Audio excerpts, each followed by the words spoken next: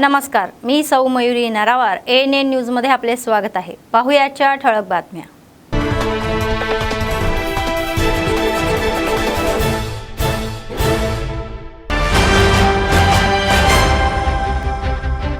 आदिलाबाद नगरपालिकेत पाण्याची टंचाई, भूजल पातळी वाढल्यामुळे येणाऱ्या समस्या, विशेष उपाययोजना करताना महापालिका अधिकारी।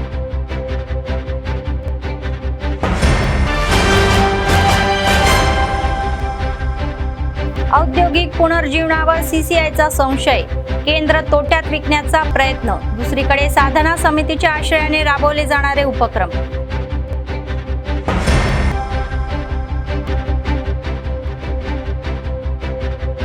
सतत चालणारे नित्य अन्नदान, कंदी श्रीनिवास रेड्डी यांच्या सेवेचे कौतुक।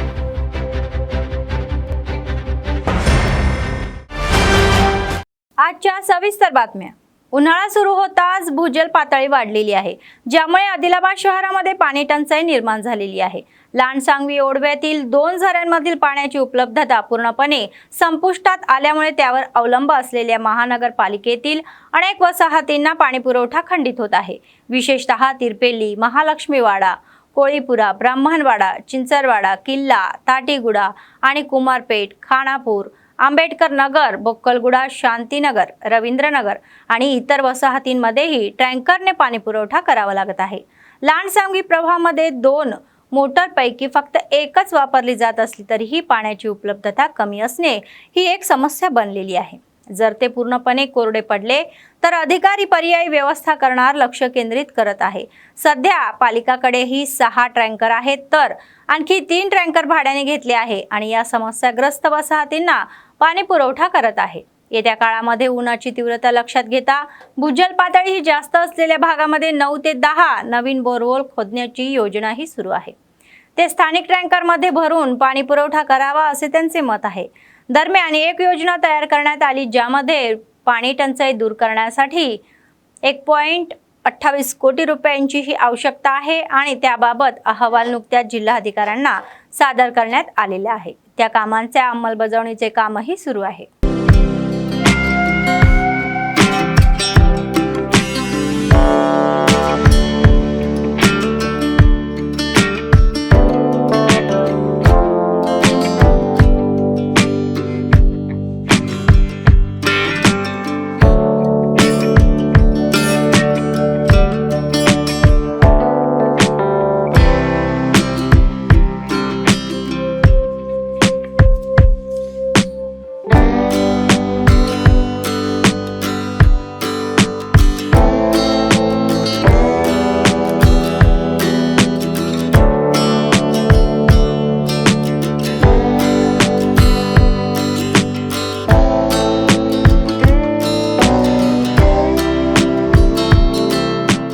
आदिलाबाद शहरातील पाणी टंचाईच्या या पार्श्वभूमीवर कंदी श्रीनिवास रेड्डी यांच्या नेतृत्वाखाली काँग्रेस पक्षाच्या नवीन माजी नगरसेवकांनी जिल्हाधिकाऱ्यांची सभागृहामध्ये भेट घेतली आणि हा मुद्दा उपस्थित केला। त्यांनी पाण्याच्या समस्येवर त्वरित तोडगा काढण्याची मागणीही केली। गेल्या 30 वर्षात या शहरातील कधीही न अनुभवलेल्या या पाण्याची टंचाई ही जाणवत आहे। पुढील 2 महिन्यात ते अधिक तीव्र होण्याचीही शक्यता असल्याचे याकडे विशेष लक्ष देण्याचे आवाहन त्यांनी केले। ते म्हणाले की लांडसांगवी येथे 2 चेक डॅम बांधावेत आणि मावलात माती काढण्याचीही उपाय करावे, तर त्यांनी आणखी 10 पाण्याचे टँकर खरेदी करण्याची मागणीही केली। त्यांनी सांगितले की वसाहतीमधील प्रत्येक पाण्याच्या या टाकीवर मोठे बोरहोल खोदले पाहिजे आणि त्यांचे पाणी टाकीत टाकले पाहिजे, ज्यामुळे पाण्याची समस्या सुटेल। निर्मल येथून होणाऱ्या या मिशन भागीरथ पाण्याच्या पुरवठ्यात कोणताही अडथळा येऊ नये असे त्यांनी सांगितले। जिल्हाधिकाऱ्यांनी सकारात्मक प्रतिसादही दिला आणि पालिकेमार्फत आणखी 5 टँकर खरेदी करून त्यांची व्यवस्था करण्याचे निर्देश देण्यात असल्याची माहिती नगरसेवकांनी दिली।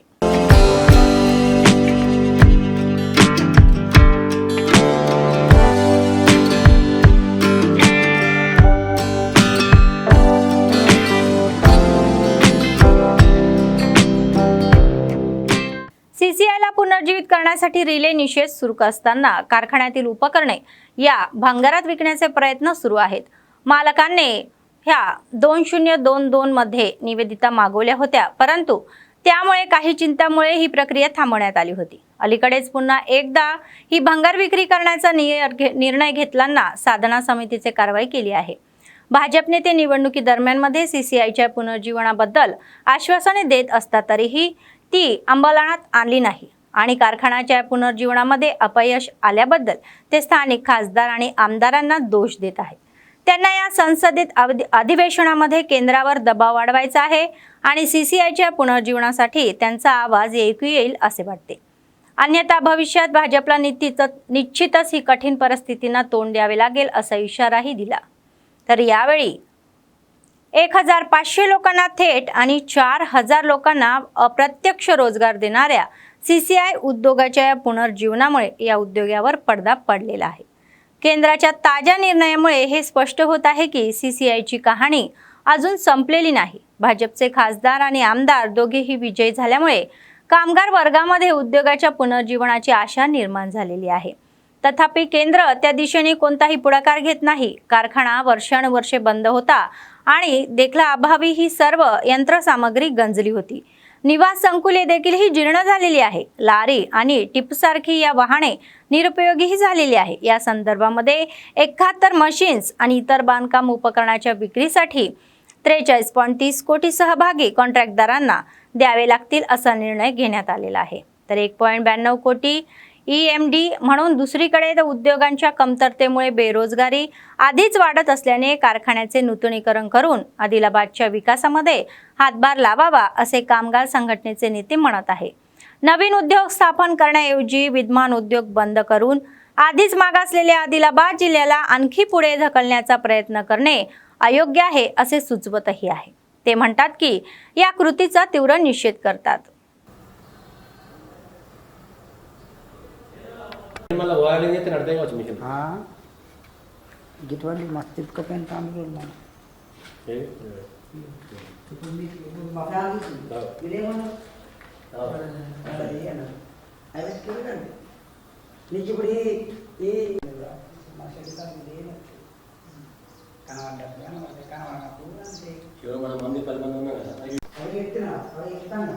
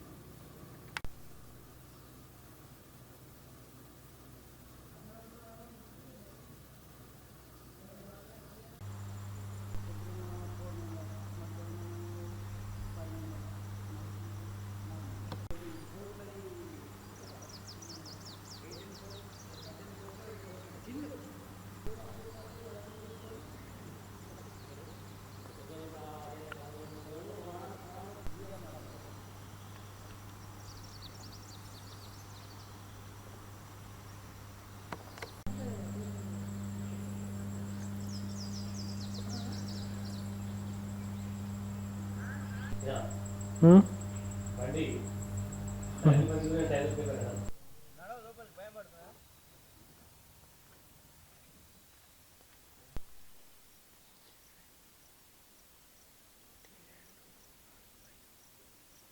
గాలి టైర్ల గాలి దిగుతున్నాయి అండ్ పాయల్ శంకర్ ప్లాన్ చేసి తీసుకొని వేసుకున్నాం।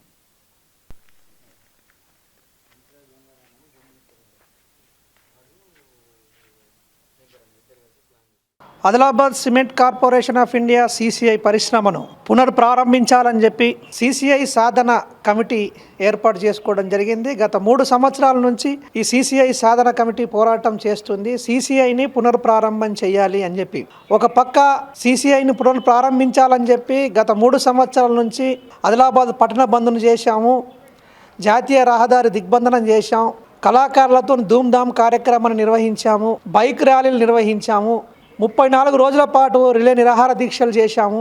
మళ్ళీ దఫా ఇప్పుడు కూడా ఈ నెల 19వ తారీఖు నుంచి ఏప్రిల్ 4వ తారీఖు వరకు జిల్లా కలెక్టర్ కార్యాలయం ముందు రిలే నిరాహార దీక్షలు జరుగుతూ ఉన్నాయి। ఈ రకంగా జిల్లా ప్రజలందరూ కూడా పెద్ద ఎత్తున ఈ పోరాటానికి సాంఘీభావం ప్రకటిస్తూ ఉన్నారు.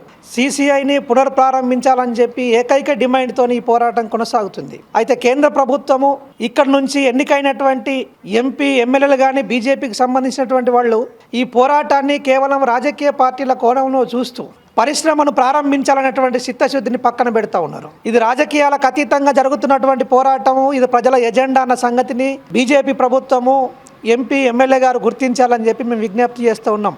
సీసీఐని తుక్కు కింద అమ్మేయడం కోసం ఈ టెండర్ కాల్ ఫర్ చేశారు. ఈ టెండర్ కాల్ ఫర్ చేయడాన్ని కూడా మేము నిరసిస్తూ ఉన్నాము. గతంలో కూడా ఈ రకంగానే తుక్కు కింద అమ్మేస్తామంటే పోరాటం కొనసాగిస్తే వెనక్కి తగ్గారు. మళ్ళీ ఇప్పుడు కూడా వెనక్కి తగ్గుతూ ఉన్నారు. 7వ తారీఖు నాడే ఆ టెండర్లను ఓపెన్ చేయాల్సింది అని రద్దు చేసుకున్నారు.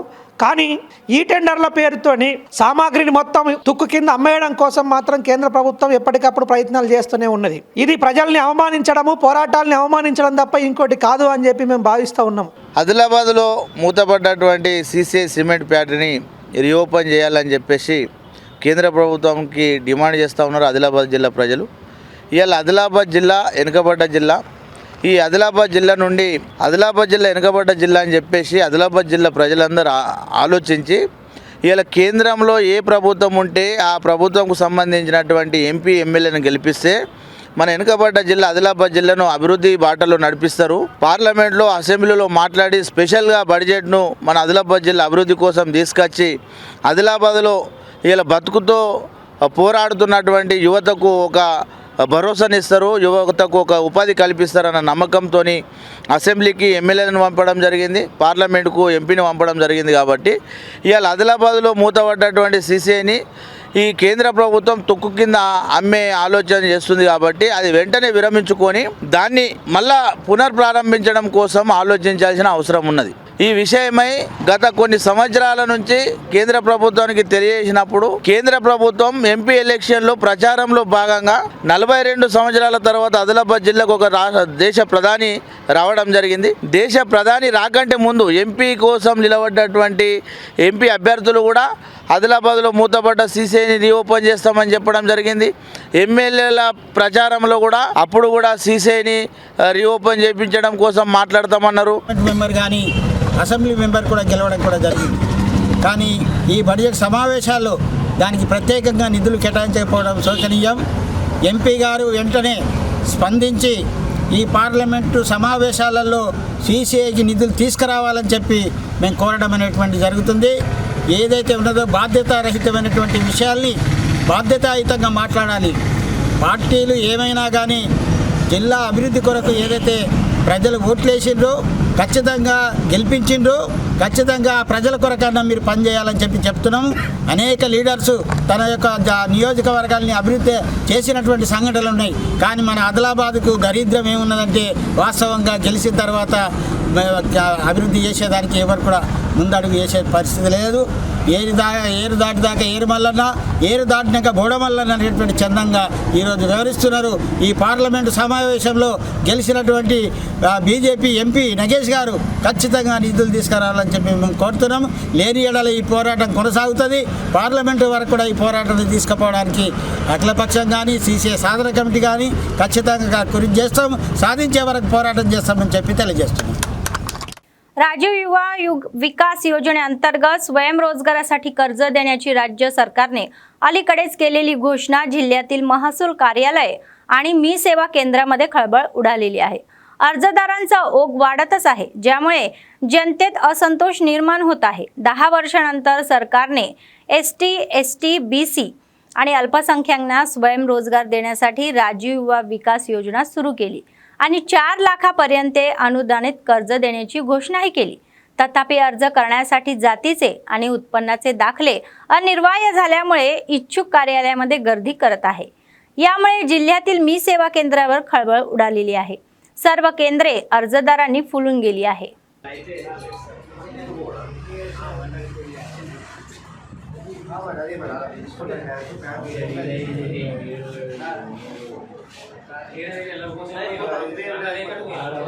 ₹50 received on Bharat Pay.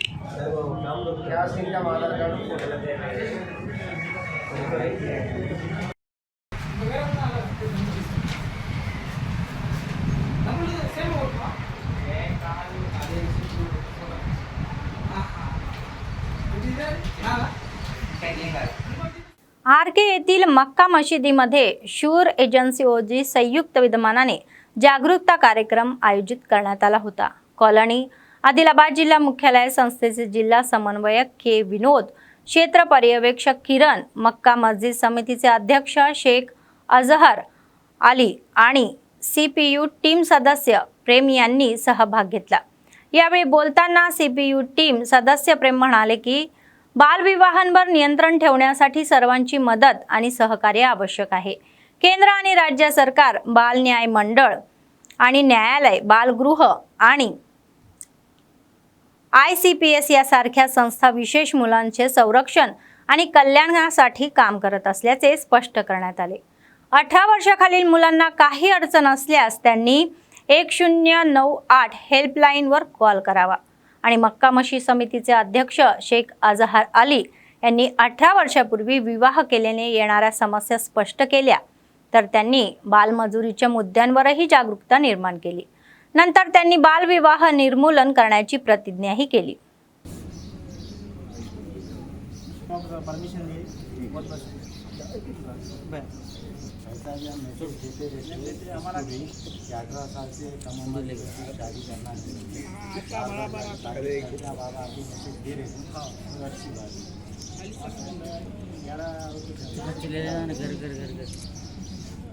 अस्सलाम वालेकुम, आदाब। आज कलेक्टर साहब की तारीफ पर हमारे शोर NGO से 7 लोग आए, एक अच्छा मैसेज देने के लिए यहाँ पे आए हैं। जैसा कि चाइल्ड लेबर, चाइल्ड मैरिज या कम उम्र की बच्चियाँ, यानी 18 साल से कम उम्र की बच्चियाँ शादी नहीं करना, क्योंकि इनको आगे जाके प्रॉब्लम्स आ सकते, या मेडिकल का प्रॉब्लम है और हेल्थ का प्रॉब्लम है। उसके लिए ये मैसेज देने के आपसे यहाँ पे आए हैं कि 18 साल से कम उम्र के बच्चों की शादी नहीं करना, బల్కి 18 సార్కి బాద్ మిచ్ करना। ICP యూనిట్లో పనిచేస్తాను. ఈరోజు కార్యక్రమంలో కేఆర్కే కాలనీ మక్కా మసీద్ లో షూర్ NGO ఆధ్వర్యంలో మనం ఈరోజు నేటి బాల్య వివాహ ముక్త భారత్ ప్రోగ్రాంలో భాగంగా బాల్య వివాహ భారతదేశం మరియు బాల వివాహాలని అరికట్టడానికి మనం ఎలాంటి కార్యక్రమాలు చేస్తున్నాం, తర్వాత అలాగే అదేవిధంగా చైల్డ్ లేబర్, బాల కార్మికులు లేకుండా మనం ఎలాంటి చర్యలు తీసుకుంటామనేది వీళ్ళకి అవగాహన సదస్సు ఏర్పాటు చేయడం జరిగింది. అదేవిధంగా బాల్య వివాహాలు చేసుకున్నట్లయితే 1,00,000 రూపాయల జరిమానా, తర్వాత 1 సంవత్సరం జైలు శిక్ష అనేది మనము ఉంటుంది ఆ చట్టంలో. తర్వాత బాల్య వివాహాలు ఎందుకు చేసుకుంటున్నామని అంటే పేదరికం కావచ్చు, ఒక ఇంట్లో 2-3 ఆడపిల్లలు ఉండవచ్చు, తర్వాత మేనరికం కావచ్చు, చదువు ఆపేసి పిల్లలు ఇంట్లో ఉండడం వల్ల కూడా బాల్య వివాహాలు జరుగుతున్నాయి.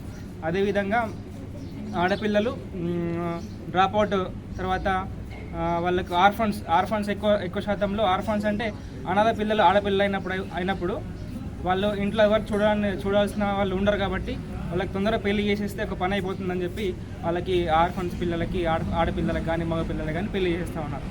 అలాంటి పరిస్థితులు లేకుండా పిల్లలు ఖచ్చితంగా చదివించాలి. చదివించడానికి మనకి KGBలు ఉన్నాయి గవర్నమెంట్ తరఫు నుంచి, హాస్టల్స్ ఫెసిలిటీస్ ఉన్నాయి, తర్వాత మనకి గవర్నమెంట్ నుంచి ఫ్రీ ఎడ్యుకేషన్ అనేది ప్రొవైడ్ చేస్తూ ఉన్నారు. काँग्रेस पक्षाचे आदिलाबाद विधानसभा प्रभारी कंदी श्रीनिवास रेड्डी अमेरिकेहून आदिलाबादला आल्यानंतर KSR फाउंडेशनची स्थापना केली आणि त्याद्वारे अनेक सेवा कार्यक्रम राबवले. त्याचाच एक भाग म्हणून 3 वर्षापूर्वी सुरू झालेला हा नित्य अन्नदानाचा कार्यक्रम आजही अव्याहतपणे सुरू आहे. शहरातील कॅम्प ऑफिस प्रजासेवा भवनमध्ये अनेक लोक जेवण करून त्यांना आशीर्वाद देतात आणि त्यांनी केलेल्या कार्याचे कौतुक करतात. పోరాటాల జెండను పై సమరం నడుపుతవో, ఆయం అంటే ఆ క్షణమే అన్నై కదులుతవో, బిగిసిన పిడికిలి నువ్వై ముందుకు దూకావు, ఆదిలాబాద్ క్షేమం కై అడుగులు వేశావు, కాంగ్రెస్ జెండా పట్టి కథన రంగం తొక్కినవు, శ్రీనన్న నీ వెంట నిరుపేదల చేయుతా, కంది శ్రీనన్న మాకు నువ్వే కొండంత, శ్రీనన్న నీ వెంట నిరుపేదల చేయుతా, కంది శ్రీనన్న మాకు నువ్వే కొండంత.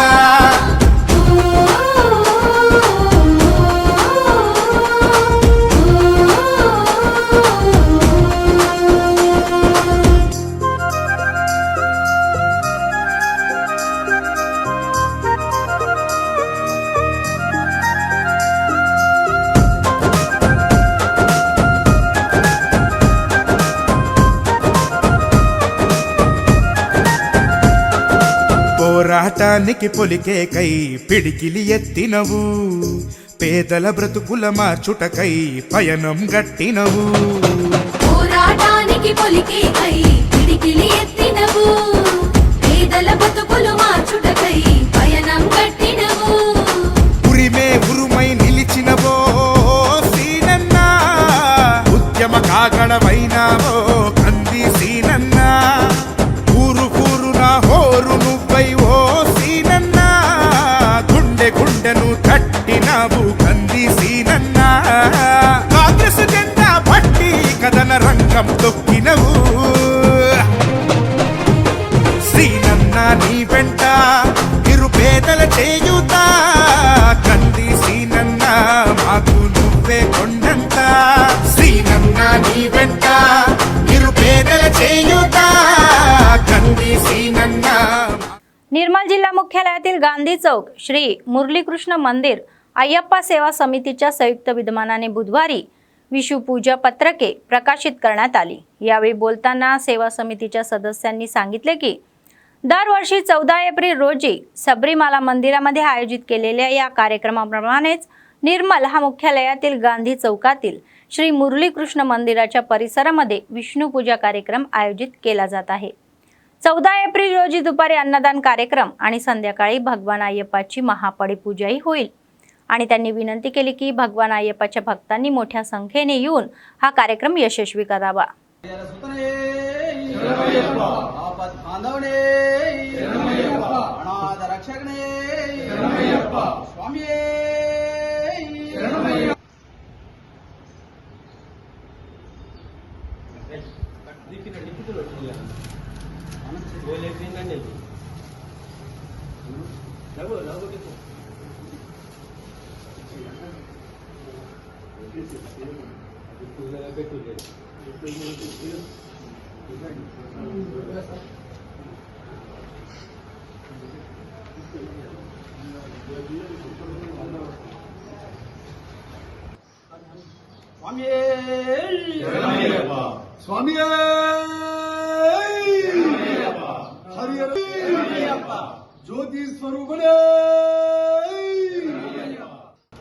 ప్రతి సంవత్సరం శబరిమల ఆలయంలో జరుగుతున్నటువంటి విష్ణు పూజను పురస్కరించుకొని నిర్మల్ పట్టణం గాంధీ చౌక్ లో అయ్యప్ప సేవా సమితి ఆధ్వర్యంలో గత 14 సంవత్సరాలుగా నిర్వహించి ఈ సంవత్సరం 15వ సంవత్సరం పడిపూజ కార్యక్రమం నిర్వహిస్తున్నాము.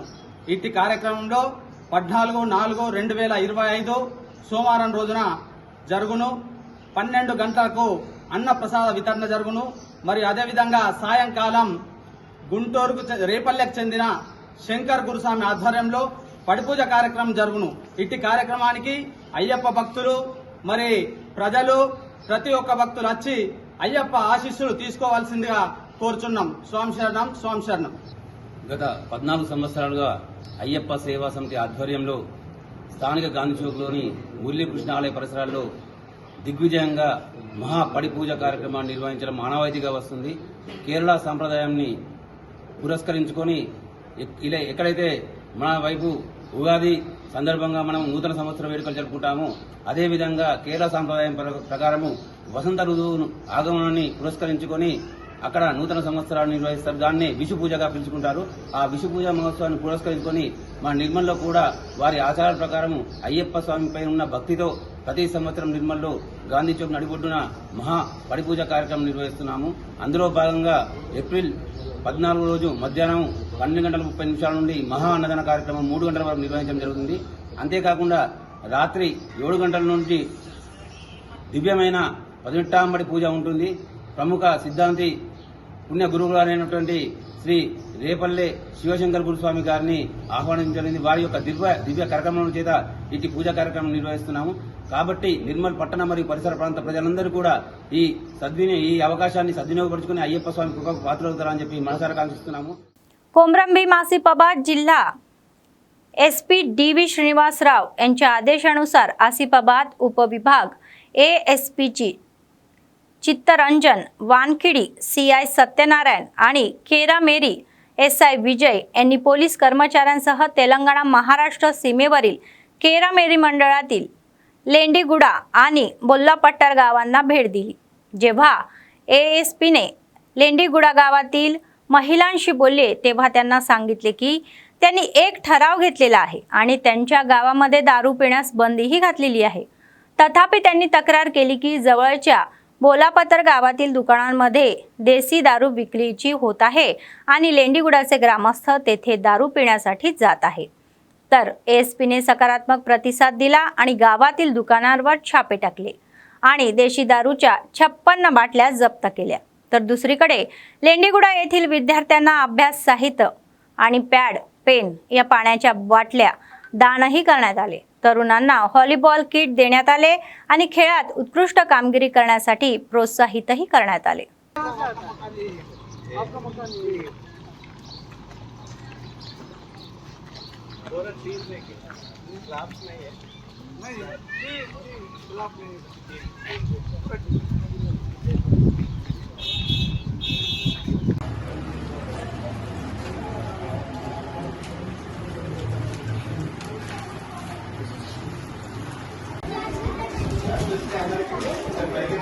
असा वरी करायचा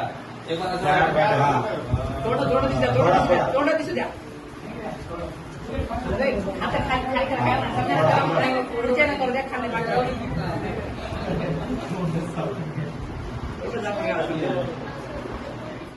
बातमी संपण्यापूर्वी पुन्हा एकदा ठळक बातम्या. आदिलाबाद नगरपालिकेत पाण्याची टंचाई, भूजल पातळी वाढल्यामुळे येणाऱ्या समस्या, विशेष उपाययोजना करताना महापालिका अधिकारी.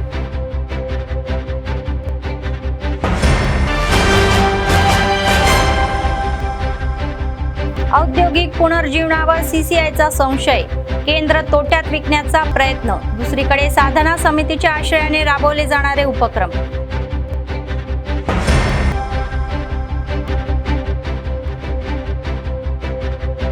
सतत चालणारे नित्य अन्नदान, कंदी श्रीनिवास रेड्डी यांच्या सेवेचे कौतुक.